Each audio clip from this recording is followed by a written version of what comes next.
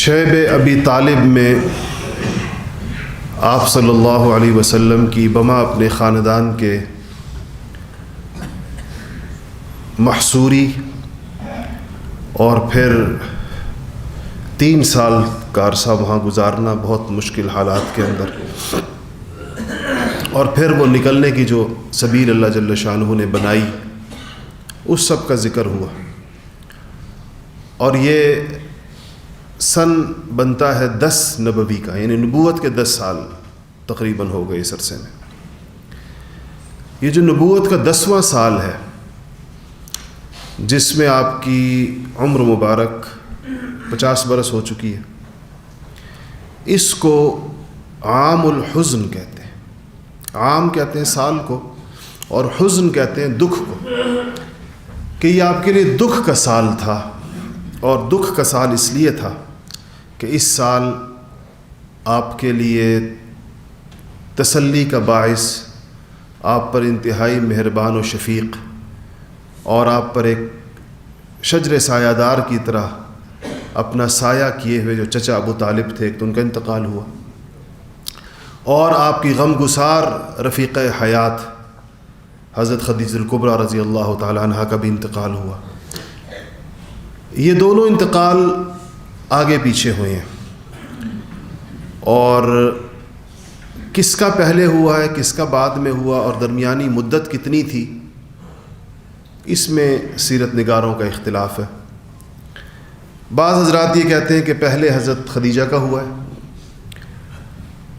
اور اس کے 35 دن کے بعد جناب ابو طالب کا ہوا ہے، اور بعض یہ کہتے ہیں کہ پہلے ابو طالب کا ہوا ہے، اور ان کے 3 دن کے بعد خدیجہ الکبریٰ رضی اللہ تعالی عنہا کا ہوا ہے۔ بعض کہتے ہیں 5 دن کے بعد ہوا ہے۔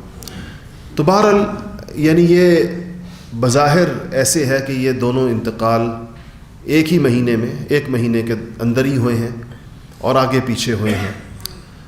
تو آپ صلی اللہ علیہ وسلم کے لیے اس میں سے حضرت ابو طالب کی عمر، اصل میں تو دونوں کو یہ جو شیب ابی طالب کی محصوری تھی اور اس کی مشکلات تھی، ابو طالب جب شیب ابی طالب سے نکلے تو ان کی عمر 85 برس تھی۔ تو 85 برس کے بوڑھے کے لیے وہ تکلیفیں برداشت کرنا جو وہاں پر 3 سال کا عرصہ تھا، یقیناً سخت تھا۔ اسی لیے بیشتر سیرت نگاروں کا یہ خیال ہے کہ اس کے نکلنے کے چند دن بعد ہی ان کا انتقال ہوا ہے۔ ان کے انتقال کا منظر اس لحاظ سے بڑا دردناک ہے کہ آپ صلی اللہ علیہ وسلم کو جب پتہ چلا کہ ان کا آخری وقت ہے، تو آپ تشریف لائے اور چچا کے سرہانے بیٹھے، لیکن وہاں پر ابو طالب کی بدقسمتی کہیں یا جو اللہ کو منظور ہوتا ہے کہ ابو جہل پہلے سے بیٹھا ہوا تھا۔ تو آپ صلی اللہ علیہ وسلم نے کہا کہ آخری وقت دیکھتے ہوئے کہا کہ چچا ایک دفعہ کلمہ پڑھ لیں، قیامت کے دن میرے ہاتھ میں اپنے کلمے کی حجت دے دیں تاکہ میں آپ کے لیے اللہ کے سامنے کھڑا ہو جاؤں، آپ کی میں سفارش کروں اللہ تعالیٰ سے، کلمہ ایک دفعہ پڑھ لیں میرے سامنے۔ تو ابو جہل کہنے لگا کہ ابو طالب، کیا مرتے ہوئے اپنے باپ عبد المطلب کے دین کو چھوڑ دو گے؟ اور بعض سے پتہ چلتا ہے کہا کہ تمہیں لوگ کہیں گے کہ مرتے ہوئے کلمہ پڑھنے کا مطلب ہے کہ تم آگ سے ڈر گئے، جہنم کی آگ سے خوفزدہ ہو گئے۔ تو یہ ڈرنے کا لفظ تو چونکہ آپ کو پتہ ہے کہ عربوں کی لغت میں ہی نہیں تھا، اور ان کے ہاں غیرت اور شجاعت، بہادری یہ ایسی چیز تھی کہ بہت بڑی بھی تھی، اعتدال سے بھی زیادہ بڑی بھی تھی۔ تو آپ صلی اللہ علیہ وسلم کلمہ پیش کر رہے ہیں، اور ابو جہل جو ہے وہ اس کو باپ دادا کے دین پر کھڑا رہنے کی تلقین کر رہا ہے۔ تو ابو طالب کے آخری الفاظ جو سنے گئے وہ تھے کہ علی ملت عبد المطلب، کہ میں اپنے باپ عبد المطلب ہی کی ملت کے اوپر دنیا سے جاؤں گا، نہ کہ رسول اللہ صلی اللہ علیہ وسلم کے کلمے پر۔ تو آپ کے لیے یہ دوسرا صدمہ، 2 صدمے بیک وقت تھے۔ ایک صدمہ ابو طالب کی رحلت کا، ان کی وفات کا، دوسرا صدمہ ان کا بغیر کلمے سے دنیا سے جانے کا۔ اور آپ اتنے دل گرفتہ ہوئے، اس قدر مغموم ہوئے کہ اللہ جل شانہ نے جبرائیل امین کو بھیجا اور وہ آیتیں نازل ہوئیں، انک لا تہدی من احببت ولکن اللہ یہدی من یشاء۔ میرے حبیب، یہ ہدایت کی نعمت جو ہے یہ آپ کے چاہنے سے نہیں ملے گی، یہ ہماری مرضی ہے کہ ہم کس کو دیتے ہیں۔ ولیکن اللہ تعالیٰ کی شان بے نیازی دیکھیے کہ فرمایا انک لا تہدی، آپ نہیں ہدایت دے سکتے، من احببت، جس کو آپ چاہیں، ولیکن اللہ یہدی من یشاء، جس کو اللہ چاہے گا اس کو اللہ جل شانہ ہدایت دیں گے۔ تو ان کی میں نے پہلے وجہ بتائی آپ کو کہ اللہ جل شانہ کے نزدیک رسول اللہ صلی اللہ علیہ وسلم کے ساتھ مہربانی اور احسان کرنے کے لیے یہ وجہ کافی نہیں ہے کہ کوئی یہ کہے کہ وہ چونکہ میرے رشتہ دار ہیں اس لیے میں ان کے ساتھ مہربانی اور سلوک کرتا ہوں، یا وہ میرا خون ہے، یا وہ میرا قبیلہ ہے، یا وہ میری نسل ہے۔ یہ وجہ کافی نہیں۔ اللہ چاہتے ہیں کہ جو حضور کے ساتھ تعلق رکھے تو سب سے اہم جہد اس کی ہے کہ وہ محمد الرسول اللہ ہے، ان کو اللہ کا رسول سمجھے سب سے پہلے۔ یہ نہیں کہ چونکہ وہ بھی عرب ہیں ہم بھی عرب ہیں اس لیے ہم ان کو مانتے ہیں، یا وہ بھی قریشی ہیں ہم بھی قریشی ہیں اس لیے ہم ان کو مانتے ہیں، یا وہ میرے چچا ہیں یا میرے بھتیجے ہیں یا میرے بھائی ہیں۔ یہ جہد کافی نہیں ہے رسول اللہ صلی اللہ علیہ وسلم کے ساتھ تعلق رکھنے کی اور محبت کرنے کی، بلکہ آپ کی جو اصل تعارف ہے اور آپ کو جو دنیا میں بھیجے جانے کا اصل مقصد کہ آپ محمد الرسول اللہ ہیں، سب سے پہلے یہ ماننا ہوگا کہ وہ اللہ کے بھیجے ہوئے نبی ہیں، تب جا کر وہ ایمان اللہ تعالیٰ کے نزدیک معتبر ہوگا۔ تو 45 سال کے لگ بھگ کا عرصہ آپ کا گزرا ہے اپنے اس شفیق چچا کے ساتھ، بہت بڑی مدت ہوتی۔ اور اس کے دوسری جو روایت سیرت نگاروں کی ہے کہ ان کی وفات کے خدیجہ الکبریٰ کی وفات بعد میں ہوئی بعضوں کے نزدیک، اور حضرت خدیجہ الکبریٰ کی عمر جو ہے وفات کے وقت میں تقریباً 64 برس تھی، 64 سے کچھ زیادہ۔ تو 25 سال کا عرصہ آپ صلی اللہ علیہ وسلم کا حضرت خدیجہ کے ساتھ گزرا شادی کے بعد، اور تقریباً ساری اولاد سوائے حضرت ابراہیم کے، سارے بیٹے، دونوں بیٹے، چاروں بیٹیاں، 6 بچے آپ کو اللہ جل شانہ نے حضرت خدیجہ الکبریٰ رضی اللہ تعالیٰ عنہ سے عطا کی، اور وہ بڑی آپ کے ساتھ جو ان کا معاملہ تھا اس پر گفتگو ہوتی رہی ہے۔ تو حضرت خدیجہ کے ساتھ آپ کی جو مدت ہے 25 برس کی، یہ دونوں حادثات ہوئے ایک ہی سال میں، تقریباً ایک ہی مہینے میں، اس لیے اس کو عام الحزن کہا جاتا ہے کہ یہ دکھ کا سال تھا۔ اس کے بعد اسی سال میں آپ کا وہ مشہور سفر ہوا ہے جس کو سفر طائف کہتے ہیں۔ طائف آپ کیوں تشریف لے کر گئے؟ طائف کا انتخاب کیوں کیا؟ طائف کہاں پر ہے؟ طائف کی اہمیت کیا تھی؟ یا طائف میں قبائل کون کون سے تھے؟ یہ ساری وہ چیزیں ہیں جس کا آپ کی نبوت کی محنت کی دعوت کے ساتھ ایک براہ راست تعلق ہے۔ طائف مدینہ منورہ مکہ مکرمہ سے کوئی 50 میل کے فاصلے پر ہے، اور مکہ مکرمہ کے بالکل برخلاف انتہائی سرسبز و شاداب علاقہ ہے اور پہاڑی علاقہ ہے، سرسبز پہاڑیاں ہیں، موسم بڑا اچھا ہے، اور پھلوں کے باغات طائف کے بڑے مشہور ہیں۔ طائف میں جو قبیلہ آباد تھا اس کا نام بنو ثقیف ہے، اور طائف کے قریب ایک اور قبیلہ بھی ہے جس کو بنو حوازن کہتے ہیں، جن کے ساتھ حنین کی جنگ ہوئی تھی، بعد میں آگے فتح مکہ کے بعد اس کا ذکر آئے گا انشاءاللہ۔ تو یہ جو طائف تھا، یہاں جو قبیلہ آباد تھا، اس جگہ مکہ کے قریش کی بھی اور حوازن کی بھی جو دوسرا قبیلہ ان کے قریب تھا، یہ سارے لوگ طائف پر ہر وقت قبضے کے موڈ میں رہتے تھے۔ قریش کے جو مالدار لوگ تھے ان کی زمینیں بھی تھے، طائف میں ان کے باغات بھی تھے، جیسے سرسبز علاقوں میں لوگ اپنے باغات بناتے ہیں، یا آج کل جس کو فارم ہاؤسز کہیں، تو اس طرح کی چیزیں ان کی وہاں پر تھیں۔ خاص طور پر قبیلہ بنو مخزوم کے، کچھ اور قریش کی شاخوں کے۔ طائف میں 2 مشہور یا بڑے قبیلے آپ کہہ سکتے ہیں کہ تھے، ان میں سے ایک جو ہے وہ حوالف کہتے ہیں ان کو، یا احلاف کہتے ہیں ان کو، اور دوسرا جو تھا وہ بنو مالک تھے۔ اچھا، میں نے ایک چیز آپ کو پہلے بتائی تھی، اور وہ یہاں پر دوبارہ اس لیے بتا دوں کہ بعض سیرت نگاروں کا تو یہ خیال ہے کہ جو معجزہ ہے شق القمر کا، جو آپ صلی اللہ علیہ وسلم کے انگلی کے اشارے سے جو چاند 2 ٹکڑے ہوا، جس کا ذکر قرآن کے اندر بھی موجود ہے اور صحیح احادیث کے اندر بھی موجود ہے. وہ بعض حضرات تو یہ کہتے ہیں کہ وہ ہجرت حبشہ سے پہلے ہوا ہے. اکثریت سیرت نگاروں کی یہ کہتی ہے کہ یہ ان دونوں وفاتوں یعنی ابو طالب اور حضرت خدیجہ اور طائف کے سفر کے درمیان ہوا. یعنی یہ جو اب جس جگہ پر ہم ہیں زمانی اعتبار سے یہ اس وقت کے اندر یہ ہوا ہے.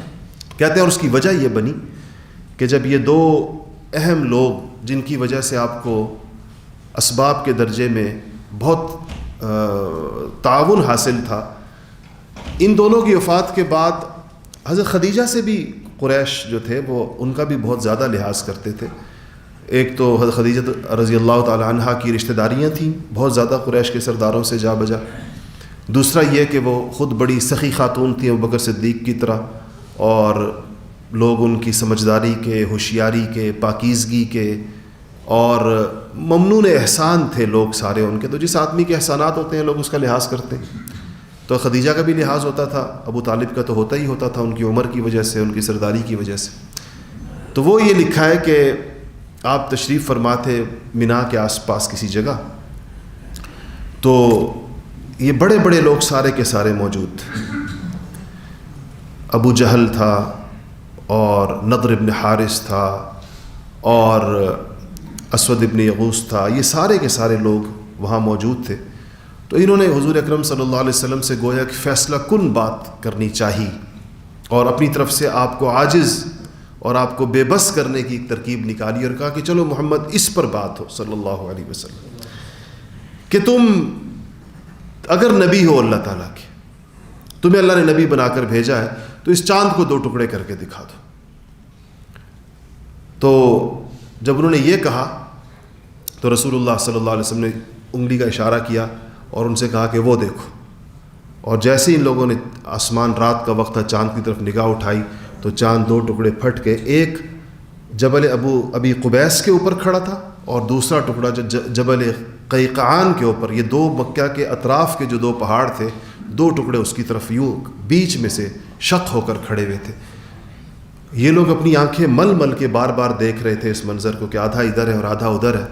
اور آپ نے فرمایا کہ اشہدو اشہدو، گواہ رہو کہ تمہارا یہ مطالبہ میں نے اللہ کے حکم سے پورا کر دیا ہے. اس پر قرآن کی آیت اتری اقتربت الساعۃ وانشق القمر کہ قیامت قریب آئی اور چاند 2 ٹکڑے ہو گیا.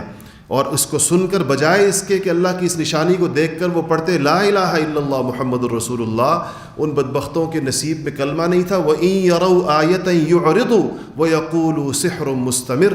قرآن کہتا ہے کہ میری اللہ کی اتنی بڑی نشانی دیکھ کر بھی منہ پھیرا اور کہتے ہیں یہ تو کوئی بہت پکا جادوگر ہے، یہ تو کوئی بہت بڑا جادو ہے جو اس نے دکھایا. تو یہ فرمائشی معجزوں کے اوپر لوگ ایمان نہیں لاتے. اس لیے انبیاء علیہ الصلوۃ والسلام نبی کریم صلی اللہ علیہ وسلم نے ایسے اللہ نے ان کی صداقت کے لیے یہ مواقع ان پر حجت اس طرح ایک ایک کر کے تمام کی. تو بعض حضرات کے خیال میں یہ جو واقعہ ہے یہ اس موقع پر پیش آیا طائف جانے سے پہلے. بات طائف کی ہو رہی تھی. تو طائف جب آپ گئے تو آپ نے وہاں پر طائف میں نے آپ کو بتایا کہ 2 قبائل تھے. ایک کا نام یعنی یہ ثقیف کی 2 شاخیں تھیں بنو ثقیف کی. ایک کو بنو مالک کہتے ہیں اور ایک کو احلاف کہتے ہیں. یہ جو دونوں قبیلے تھے ان کی اسٹریٹجی یہ تھی طائف کو بیرونی حملہ آوروں سے بچانے کی کہ یہ جو بنو مالک تھے انہوں نے اپنے دفاعی معاہدے کیے ہوئے تھے حوازن کے ساتھ. حوازن میں نے بتایا ایک اور قبیلہ تھا جو قریب آباد تھا. اور یہ جو احلاف تھے انہوں نے دفاعی معاہدہ کیا ہوا تھا قریش کے ساتھ. اس کا مطلب یہ ہوتا تھا پرانے یہ دیکھیں اوس اور خزرج نے بھی ایسے کیا ہوا تھا مدینہ کے اندر. یہ اس زمانے کی ایک ترتیب تھی کہ اگر ایک بڑا قبیلہ ہے اور اس کی 2 یا 3 شاخیں ہیں تو اگر اس کو 3 حملہ آوروں سے خوف ہے، 3 مختلف قبائل کے حملہ آوروں سے خوف ہے تو یہ تینوں شاخیں تینوں سے الگ الگ معاہدے کر لیا کرتی تھی. اس طریقے کے ساتھ کسی مشترکہ حملے سے اپنے آپ کو بچانے کی کوشش ہوتی تھی. تو آپ صلی اللہ علیہ وسلم کو ان ساری باتوں کا پتہ تھا. دوسرا جیسا میں نے بتایا کہ طائف بڑی اہم جگہ تھی اس اعتبار سے کہ وہاں قریش کی آمد و رفت بھی تھی اور وہ آپ صلی اللہ علیہ وسلم کو خیال آیا کہ اگر اس کو دعوتی مرکز بنایا جائے یا یہاں پر کچھ لوگ تیار ہو جائیں تو یہ چیز قریش کو دین کی طرف متوجہ کرنے میں مددگار ہو سکتی ہے. تو آپ تشریف لے گئے تو آپ اس شاخ کے پاس گئے ثقیف کی، احلاف کے پاس، جن کا دفاعی معاہدہ قریش کے ساتھ تھا. تو اس کا ایک بہت مشہور سردار تھا، اس کے 3 بیٹے تھے. ایک کا نام عبد یا لیل تھا، دوسرے کا نام مسعود تھا، تیسرے کا نام حبیب تھا. آپ ان تینوں بھائیوں کے پاس یک کے بعد دیگرے گئے، لیکن ان تینوں نے آپ صلی اللہ علیہ وسلم کو بہت ہی نازیبا کلمات کے ساتھ، انتہائی بے اکرامی کے ساتھ اور انتہائی بدتمیزی اور بد تہذیبی کا معاملہ آپ کے ساتھ کیا. آپ نے جب ایک کو کہا کہ مسلمان اسلام پیش کیا، تو اس نے کہا کہ خدا نے کیا اپنے کعبے کے پردے پھاڑنے کے لیے تمہیں نبی بنا کے بھیجا؟ مطلب کعبے کا پردہ پھاڑنا کا مطلب ہوتا تھا اللہ تعالیٰ کی توہین، نعوذ باللہ. دوسرے نے کہا کہ کیا اللہ کو تمہارے علاوہ کوئی نبی نہیں ملا تھا کہ تمہیں ہی نبی بنا کے بھیجتے؟ اور تیسرے نے کہا کہ خدا کی قسم میں تو تم سے بات نہیں کرنا چاہتا، کیونکہ اگر تم جھوٹے ہو تو جھوٹے سے ویسے بات نہیں کرنی چاہیے، اور اگر تم سچے ہو، نبی ہو واقعی، تو ایسا نہ ہو کہ تمہارا انکار کر کے میرے اوپر کوئی مصیبت آ جائے. اس پر انہوں نے بس نہیں کیا. آپ نے ان سے کہا کہ دیکھو ٹھیک ہے، تم تینوں نے میری دعوت رد کر دی، یک کے بعد دیگرے گئے. ایک کام کرنا کہ تم نے مجھے جو جواب دیا ہے یا میرے ساتھ تم لوگوں نے جو معاملہ کیا ہے، اس کو اپنی ذات تک محدود رکھو، اس کا افشا نہ کرو، اعلان نہ کرو، مجھے طائف میں لوگوں سے بات کرنے دو. آپ کا مطلب یہ تھا کہ طائف میں یہ تو سردار ہے، قبائلی معاشرت ہے، اگر یہ بتائیں گے کہ ہم نے یہ معاملہ کیا تو پھر سارے لوگ اسی معاملے پر اتر آئیں گے. اور دوسرا یہ کہ آپ یہ بھی نہیں چاہتے تھے کہ یہ خبر مکہ مکرمہ جائے کہ آپ کا جو طائف کا سفر تھا وہ اتنا دیکھنے کے اندر یہ بظاہر ناکام ہوا ہے. لیکن انہوں نے، ظاہر بات ہے جو اتنے بد تہذیب لوگ ہوں، انہوں نے آپ کی یہ بات کہاں رکھنی تھی. انہوں نے نہ صرف یہ کہ لوگوں کو بتایا، بلکہ انہوں نے ہی شہر کے اوباشوں کو اور آوارہ لڑکوں کو آپ کے پیچھے لگا دیا کہ وہ آپ کو پتھر مارے. آپ نے اس سفر میں رفاقت کے لیے اپنے ساتھ حضرت زید ابن حارثہ کو رکھا تھا، جو آپ کے منہ بولے بیٹے تھے، یہ ساتھ تھے. حضرت زید نے اس موقع کے اوپر سرفروشی اور جانثاری کی بڑی مثال قائم کی، کیونکہ دونوں نہتے تھے، پتھر آ رہے تھے، اور جو پتھر آتا حضرت زید کبھی آپ کے دائیں ہوتے، کبھی آپ کے آگے ہوتے، کبھی آپ کے جہاں جس طرف سے پتھر، اور یہ پتھر سب سے زیادہ حضرت زید کو لگے 3 جگہ سے، تو ان کا سر پھٹا اس کی وجہ سے، ان پتھروں کی وجہ سے، اور سارے لہو لہان ہو گئے زید ابن حارثہ. آپ صلی اللہ علیہ وسلم کو بھی پتھر لگے اور آپ کے جسم مبارک کے اندر اتنا خون بہا کہ آپ کے جوتے آپ کے پاؤں کے ساتھ چپک گئے بالکل. اس حال میں آپ طائف سے نکلے باہر. تو جیسے میں نے آپ کو بتایا کہ مکہ والوں کی جائیدادیں تھیں طائف کے اندر، باغات تھے. مکہ کا مشہور سردار ہے ربیعہ، اس کے 2 مشہور بیٹے ہیں جن کا ذکر غزوہ بدر میں زیادہ آئے گا. ایک کا نام عتبہ تھا اور ایک کا نام شیبہ تھا. عتبہ اور شیبہ 2 مشہور سرداران قریش ہیں جو ربیعہ کے بیٹے تھے. اس شیبہ کا، عتبہ کا بیٹا جو ہے وہ ولید ابن عتبہ، اس کا ذکر بھی بدر میں آئے گا. ان دونوں کا بھی ایک باغ تھا طائف کے اندر، انگوروں کا، انگور اور کھجور کا. تو آپ صلی اللہ علیہ وسلم جب تھوڑا، ظاہر بات ہے باغات مرکزی شہر سے تھوڑا سا باہر ہوتے ہیں، تو آپ یوں طائف سے جب باہر نکلے تو وہ باغ نظر آیا، تو آپ پناہ لینے کے لیے اس باغ میں چلے گئے تاکہ جو لوگ پیچھے ہیں ان سے جان چھوٹے. تو آپ وہاں جا کر بیٹھے باغ میں، تو یہ دونوں بھائی جو قریشی تھے، مکہ کے تھے، اپنے باغ میں آئے ہوئے تھے، اس وقت موجود تھے اپنے باغ. انہوں نے دور ایک چھپر تھا جس کے نیچے یہ بیٹھے ہوئے تھے، آپ صلی اللہ علیہ وسلم کو داخل ہوتے ہوئے دیکھا اور دیکھا کہ آپ ایک درخت کے نیچے تشریف فرما ہو گئے. تو ان کا ایک غلام تھا جو عیسائی تھا، عداس نام تھا اس کا. تو انہوں نے اپنے غلام کو ایک برتن کے اندر انگور کے خوشے ڈال کر دیا کہ کہا کہ جاؤ ان کو کھلا دو. تو وہ عداس لے کر آیا وہ قاب جس کے اندر انگور کے خوشے تھے، آپ کے سامنے رکھے. تو آپ نے بسم اللہ الرحمن الرحیم پڑھ کے انگور کی جانب ہاتھ بڑھائے. بسم اللہ سن کر عداس کہنے لگا کہ آپ نے کتنی اچھی بات کہی، یہاں تو کوئی نہیں کہتا ایسا، یہ کلمہ میں نے آپ کے علاوہ آج تک کسی سے نہیں سنا۔ تو آپ نے کہا کہ تم کہاں کے ہو، کس علاقے سے تمہارا تعلق ہے؟ تو اس نے کہا کہ میرا تعلق نینوا سے ہے، نینوا سے۔ آپ نے کہا کہ اچھا، تو تم یونس ابن متہ کے گاؤں علاقے کے ہو، سیدنا یونس علیہ السلام کے گاؤں کے۔ تو وہ اور چونکا، اس نے کہا کہ آپ یونس کو کیسے جانتے ہیں؟ تو آپ نے فرمایا کہ یونس بھی اللہ کے نبی تھے، میں بھی اللہ کا نبی ہوں، یعنی وہ نبوت میں میرے بھائی تھے۔ اس بات کو سن کر عداس نے آپ کے سر کو بوسہ دیا، آپ کے ہاتھوں کو بوسہ دیا، آپ کے پاؤں چومے۔ تو وہ دونوں بھائی دیکھ رہے تھے وہاں سے یہ منظر کہ جس غلام کو ہم نے انگور دے کر بھیجا ہے وہ تو اب ان کے ہاتھ اور پاؤں چوم رہا۔ تو جب واپس آئے تو انہوں نے اس سے کہا کہ کیا ہوا، تم کس طرح کیوں ان کے ہاتھ پاؤں چوم رہے تھے؟ تو اس نے کہا کہ یہ یونس ابن متہ کو جانتے تھے اور وہ بھی اللہ کے بہت نیک بندے اور نبی تھے، اور یہ بھی اللہ کے نبی۔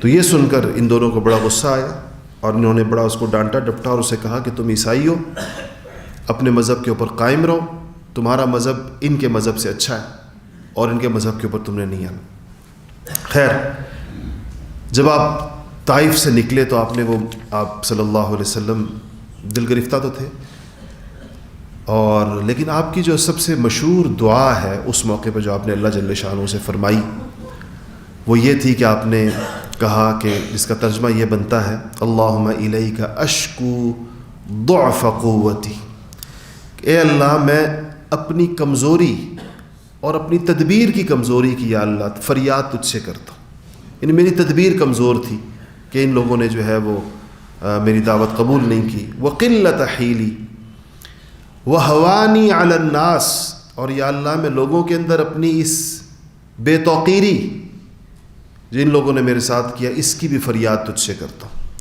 یا ارحم الراحمین انت رب المستضعفین، اے سب رحم کرنے والوں سے زیادہ رحم کرنے والے تو کمزوروں کا رب ہے، ضعیفوں رب المستضعفین، تو ضعیفوں کا رب ہے۔ اور الی من تکلنی، یا اللہ تو مجھے کن کے حوالے کرے گا؟ الی عدو بعید یتجہمنی، یا اللہ تو مجھے کسی ایسے غضبناک اور ترش روح دشمن کے حوالے کر دے گا کیا جو میرے اوپر چڑھ دوڑنے کو تیار ہے، یا کسی دوست کی طرف؟ اور پھر کہا کہ یا اللہ اگر تو مجھ سے ناراض نہ ہو تو پھر مجھے کسی کی پرواہ نہیں ہے، یعنی جو کچھ ہوا مجھے اس کی کوئی پرواہ نہیں، جو اس کے لیے تیری ناراضگی سے میں ڈرتا ہوں، اور یا اللہ میں تیرے چہرے کے نور کے صدقے سے دعائیں مانگتا ہوں، جس اس وسیلے سے دعائیں مانگتا ہوں جس کی وجہ سے سارے اندھیرے چھٹے ہیں اور جو ساری ظلمتوں کے اندر سب سے اس طرح طویل دعا ہے۔ تو جب آپ آگے چلے تو اگلی بات وہ حدیث ہے جو حدیثی کتابوں میں موجود ہے کہ اما عائشہ رضی اللہ تعالی عنہا نے، ظاہر بات ہے کہ یہ مدینہ کی بات ہوگی، اما عائشہ کی رخصتی تو مدینہ میں ہوئی ہے، اور ظاہر بات ہے کہ یہ احد کے بعد کی بات ہے، احد 3 ہجری میں ہوئی ہے۔ تو اما عائشہ نے ایک دن رسول اللہ صلی اللہ علیہ وسلم سے پوچھا، احد کی تفصیلات آپ کو تو ابھی ہم نے نہیں پڑھی، احد غزوہ احد آپ کے لیے انتہائی صدمے والی جنگ تھی، آپ کو پتہ ہی ہے، کچھ نہ کچھ آپ نے سنا ہوگا کہ اس میں کیا ہوا تھا۔ تو اتنے بڑی تعداد میں شہداء، پھر سیدنا امیر حمزہ کی شہادت، پھر اور ساری چیزیں، تو پھر آپ کا خود زخمی ہونا اس کے اندر، دندان مبارک کا شہید ہونا۔ تو اما عائشہ صدیقہ رضی اللہ تعالی عنہا نے ایک دن پوچھا کہ یا رسول اللہ کیا آپ کے اوپر احد سے زیادہ سخت بھی کوئی دن آپ کی زندگی میں گزرا ہے؟ تو آپ نے فرمایا کہ ہاں عائشہ، احد سے زیادہ سخت دن طائف کا دن تھا۔ اور جب میں پھر فرمایا، حدیث کے اندر یہ طائف کا سارا قصہ تو وہاں نہیں ہے، شاید سنایا ہوگا، لیکن جو حدیث میں اگلی بات اس کے بعد آتی ہے کہ آپ نے فرمایا کہ عائشہ جب میں نکلا، میں نے عبد یا لیل کو دعوت دی، مسعود کو دی، حبیب کو دی، یہ ذکر تو کیا.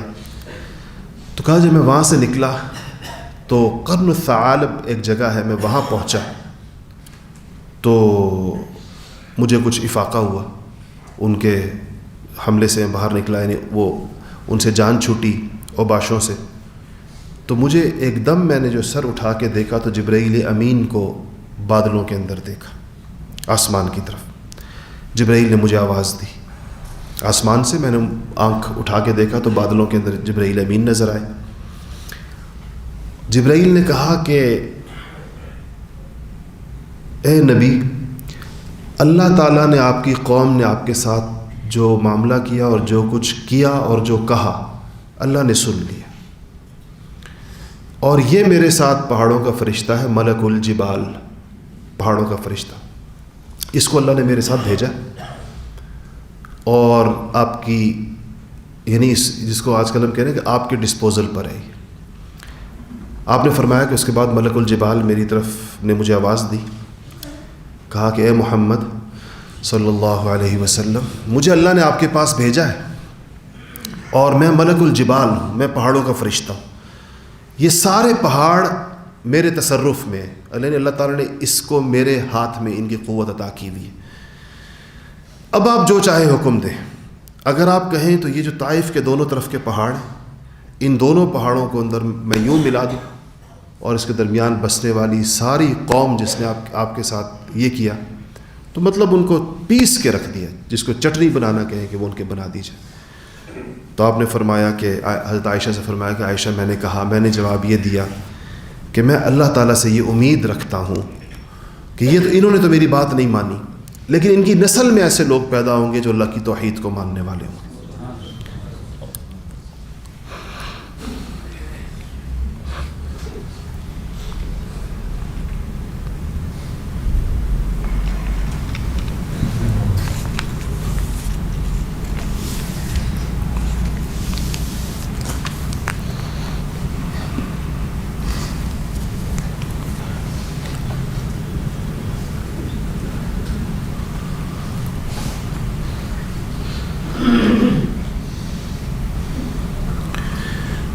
دیکھیں نبیوں کے اندر اللہ تعالیٰ نے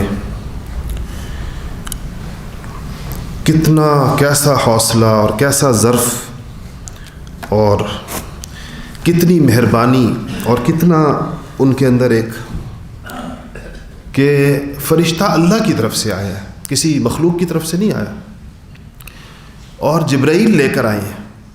یہ فرشتہ جبرائیل کے بغیر بھی آ سکتا تھا. جبرائیل کا لانا اللہ تعالیٰ کی ایک گویا کہ اس پیغام رسانی کی اہمیت کے لیے تھا کہ جبرائیل وحی لے کر آتے تھے، آج وہ فرشتے کو لے کر آئے ہیں اپنے ساتھ. تو نبی کہہ سکتے تھے کہ بس اللہ تعالیٰ اگر یہ چاہتے ہیں، اللہ نے اختیار دیا تو ٹھیک ہے، کیونکہ ابھی تک زخم سے تو خون بہہ رہا ہے اور یہ سارا معاملہ انہوں نے دیکھا ہے. لیکن کہا کہ میں اللہ سے یہ امید رکھتا ہوں کہ اللہ تعالیٰ ان کی نسلوں کو ہدایت دیں گے، اور وہ لوگ پیدا ہوں گے جو الفاظ ہیں آپ کے، جو صرف اللہ وحدہ لا شریک کی عبادت کریں گے. وہ لوگ ان کے اندر پیدا ہوں گے اور اللہ کے ساتھ کسی کو شریک نہیں کریں گے. یہ صحیح بخاری کی روایت ہے، مستند ترین احادیث کی روایت. خیر آپ یہاں سے چلے اور اللہ تعالیٰ نے بعد میں کیسے ان سارے ثقیف کو مسلمان کیا. بڑے بڑے لوگ ان میں پیدا ہوئے، بڑے بڑے محدثین پیدا ہوئے، بڑے بڑے صحابہ پیدا ہوئے. اگر اس دن حضور صلی اللہ علیہ وسلم یہ فیصلہ نہ فرماتے تو دیکھیں کیا ان کی بربادی ہوتی، ساری قوم کافروں کی، جس کو بعد میں اللہ نے اسلام دیا. پھر تو جب آپ یہاں سے چلے، انسانوں نے تو بات نہیں مانی. ایک وصولی کہہ سکتے ہیں ہوئی اس پورے سفر میں، اور وہ عداس کی ہوئی، وہ جو غلام تھا ربیعہ کا کے بیٹوں کا. نخلا ایک جگہ رستے میں آتی ہے، وہاں پر آپ آ کر ٹھہرے، اور رات کو قرآن پڑھ رہے تھے کہ جنوں کی ایک جماعت قرآن سننے کے لیے وہاں سے گزر رہی تھی کہیں سے. آپ کا قرآن سن کر وہ اتر آئی وہیں پر. قرآن نے اس کو ذکر کیا وَإِذْ صَرَفْنَا إِلَيْكَ نَفَرًا مِّنَ الْجِنِّ يَسْتَمِعُونَ الْقُرْآنَ فَلَمَّا حَضَرُوهُ قَالُوا أَنصِتُوا فَلَمَّا قُضِيَ وَلَّوْا إِلَىٰ قَوْمِهِمْ مُنذِرِينَ کہ جب ہم نے جنات کی ایک جماعت کو آپ کی طرف بھیجا، اللہ فرماتے ہیں، تاکہ آپ کا قرآن سنیں، پس وہ حاضر ہوئے اور پھر آپس میں کہنے لگے کہ چپ رہو، سنو یہ کیا پڑھ رہے ہیں، اس کو سنو اور اس کلام کو سنو. اور جب کلام سن لیا، آپ کی نماز ختم ہو گئی، تو یہ لوگ اپنی قوم کی طرف واپس گئے آپ کا پیغام لے کر. یعنی اگر انسانوں نے نہیں مانا تو اللہ نے جنوں کو مسلمان کر دیا. یہ جنوں کی پہلی جماعت ہے جو مسلمان ہوئی. تو اللہ تعالیٰ نے نبی کریم صلی اللہ علیہ وسلم کو جنوں کے اسلام کے ذریعے سے آپ کے دل کو تسلی عطا فرمائی. خیر، یہ واقعہ بیچ میں ہوا. یہ لمبی قرآن شریف کی کافی لمبی آیات ہے، سورہ احقاف کے اندر موجود ہیں ساری کی ساری. ادھر سے نکل کر، اس مقام سے نکل کر آپ مکہ کے پاس پہنچے تو آپ کے ذہن میں یہ بات رہے کہ مکہ خبر پہنچ چکی ہوگی. 10 دن آپ کا قیام رہا ہے. طائف کا یہ سفر تقریباً 10 دن کا تھا، بعض حضرات کہتے ہیں 13 دن کا تھا. تو آپ جب پہنچے تو زید ابن حارثہ نے کہا کہ یا رسول اللہ، ہم مکہ میں کیسے داخل ہوں گے؟ مطلب ان کا یہ تھا کہ ان لوگوں کے تو حوصلے بہت بلند ہو گئے ہوں گے کہ اب تو طائف سے بھی یہ العیاذ باللہ اس طریقے کے ساتھ واپس آ رہے ہیں، تو یہ لوگ تو آپ نے فرمایا کہ زید، اللہ تعالیٰ اس مشکل سے ہمیں انشاءاللہ ضرور رہائی عطا فرمائے گا، نکالے گا اللہ پاک.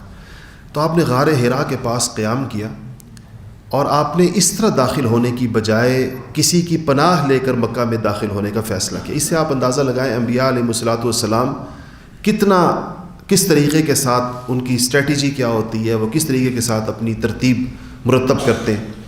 3 بڑے لوگوں کی طرف آپ نے یک کے بعد دیگرے پیغام بھیجا. پہلا پیغام اخنس ابن شریق، مشہور سردار ہے، اس کے پاس بھیجا. تو اس نے کہا کہ میں قریش کا حلیف ہوں، میں آپ کو پناہ نہیں دے سکتا. دوسرا پیغام آپ نے سہیل ابن عمرو کے پاس بھیجا. سہیل نے بھی کہا کہ جی میری پناہ آپ کو فائدہ مند نہیں ہوگی. تیسرا پیغام آپ نے بھیجا مطعم ابن عدی کے پاس.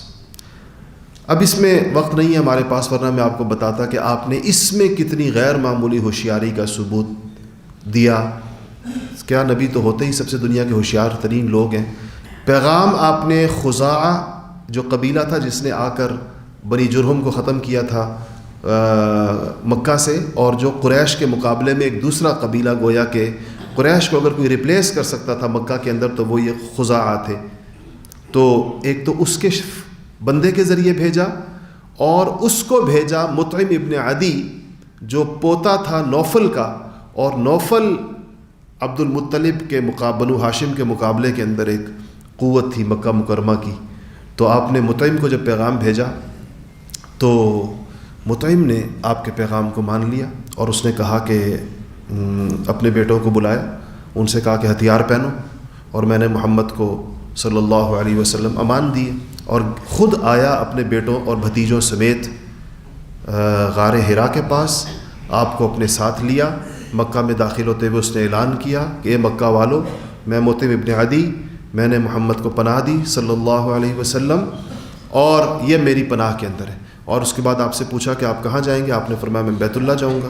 آپ بیت اللہ تشریف لائے، حجر اسود کو بوسہ دیا، طواف کیا، اور پھر مطعم کے ساتھ چلتے ہوئے اپنے گھر تشریف لے گئے مکہ میں. یہ مطعم، ان کے بیٹے ہیں جبیر ابن مطعم، بعد میں مسلمان ہوئے. تو جبیر بدر کے اندر کافروں کی طرف سے تھے، اور مطعم بدر سے پہلے دنیا سے چلے گئے، اسلام نصیب نہیں ہوا. تو جب بدر کے اندر یہ 70 بڑے مشرک سردار قید ہو گئے، 70 تو مارے گئے، 70 قید ہو گئے، بڑے لوگ قید ہو گئے. تو ان میں سے کچھ سرداروں کی سفارش آئی کہ ان کو چھوڑ دیا جائے. آپ صلی اللہ علیہ وسلم نے فرمایا کہ اگر مطعم ابن عدی آج زندہ ہوتا اور وہ مجھ سے ان 70 لوگوں کی سفارش کرتا، اس کے کہنے پر میں 70 کے 70 کو چھوڑ دیتا.